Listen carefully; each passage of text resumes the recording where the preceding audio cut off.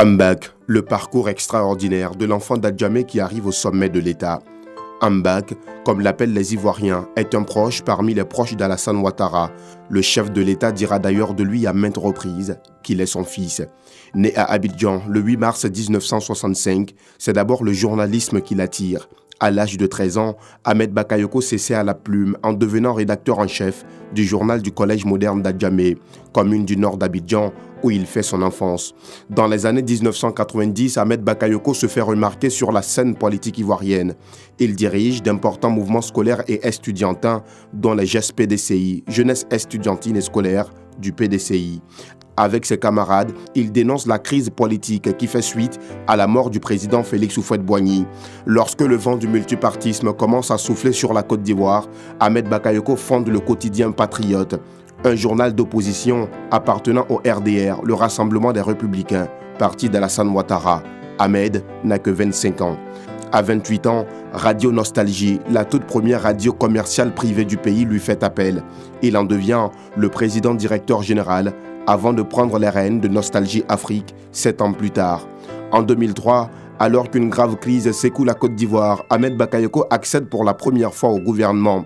Un gouvernement d'union nationale dans lequel il représente le RDR en qualité de ministre des Nouvelles Technologies et de l'Information. À l'accession au pouvoir d'Alassane Ouattara en 2011, Ahmed Bakayoko hérite du ministère de l'Intérieur jusqu'en 2017. Cette année-là, le pays est secoué par un mouvement d'humeur des forces armées de Côte d'Ivoire d'alors. Il revient alors à Ahmed de rétablir l'ordre au sein de l'armée, de l'équiper et de mettre en application la loi de programmation militaire adoptée en 2016.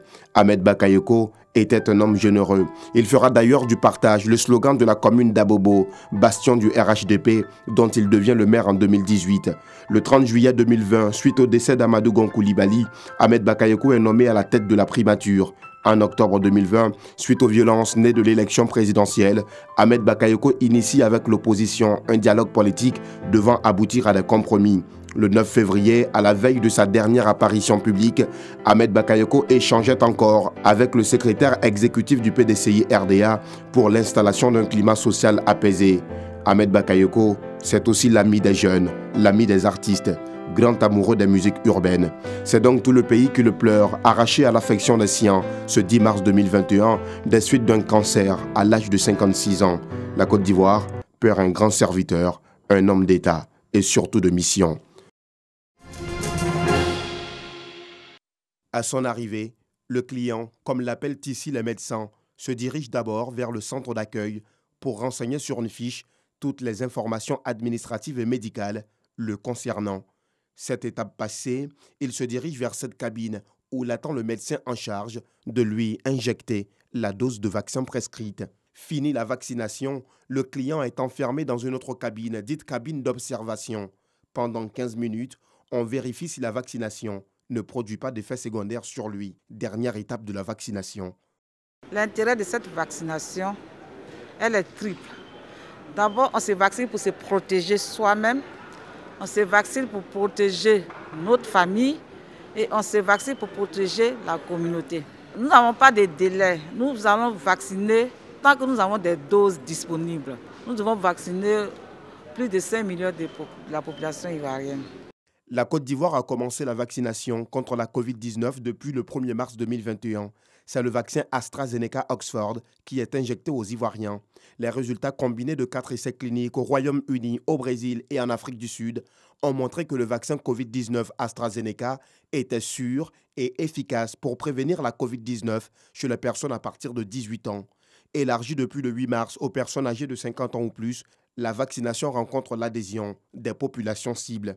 En témoigne l'affluence au centre de vaccination ouvert au parc des sports de Treichville. C'est par rapport à la protection surtout, parce que je connais des personnes qui ont été atteintes du Covid. Plusieurs personnes en sont décédées. Même ce matin, j'ai perdu le mari d'une sœur. Donc, lorsqu'ils ont ouvert au public, je me suis dit que c'était impératif que je vienne me faire vacciner. Le vaccin, vu son caractère préventif, déjà nous prévient de certaines maladies, dans le cas d'espèces contre la Covid. Plusieurs membres du gouvernement venus se faire vacciner lancent un appel à la mobilisation de tous pour freiner définitivement la propagation du virus en Côte d'Ivoire. Nous avons respecté tout le protocole parce qu'après la vaccination, on a observé 15 minutes de pause pour voir s'il n'y avait pas de réaction. En réalité, il n'y a que ça comme solution actuellement, que les uns et les autres donc, viennent se soumettre à la vaccination pour se protéger et protéger leur famille, protéger en fait leurs amis et tous ceux qui les environnent. C'est sérieux. La maladie a gagné du terrain. Aujourd'hui, nous avons un vaccin. Nous devons tous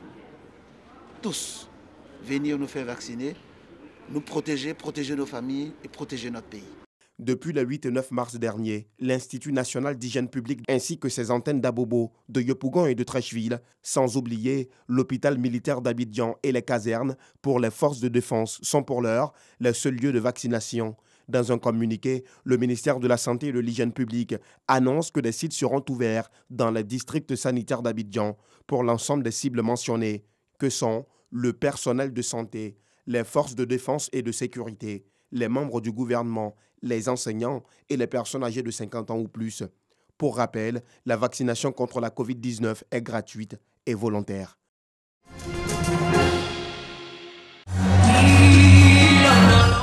Bien mises pour la circonstance, les femmes de Cocody se sont retrouvées à la mairie de la dite commune pour marquer d'une pierre blanche cette journée qui leur est dédiée. Aux côtés des femmes de la commune de Cocody, les femmes qui travaillent au sein de la mairie ont témoigné leur gratitude au premier magistrat de la commune de Cocody qui leur a accordé une place de choix dans la municipalité. Sur 5 chefs de service, 4 sont des femmes, 2 sont adjointes au maire sur 6 et 32% du conseil municipal est féminin. Et cette journée, nous rendons grâce à Dieu pour toutes les femmes, nos dévancières, qui ont combattu pour que cette journée-là puisse exister. Nous avons droit au vote, nous avons droit aux différents corps de métier auxquels les femmes n'avaient pas droit. La présidente de la Fédération des associations des femmes de Cocody a aussi traduit la reconnaissance des femmes aux maires pour les actions menées en leur faveur. C'est une aubaine pour nous aujourd'hui à Cocody avec notre papa Yassé qui, dans sa volonté de toujours accompagner les femmes, nous met en honneur pour ce 8 mars. Et cette journée, c'est pour nous donner la force, pour dire aux femmes de Cocody, elles ont de la valeur, elles ont de la qualité.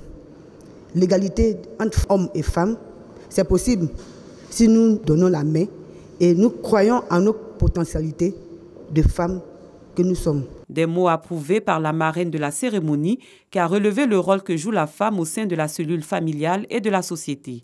Nous savons que la femme, depuis les temps les plus reculés, n'a pas eu la chance d'être mise en avant dans la société. Et donc depuis lors jusqu'à maintenant, il y a eu un énorme pas qui a été fait en tant que femme.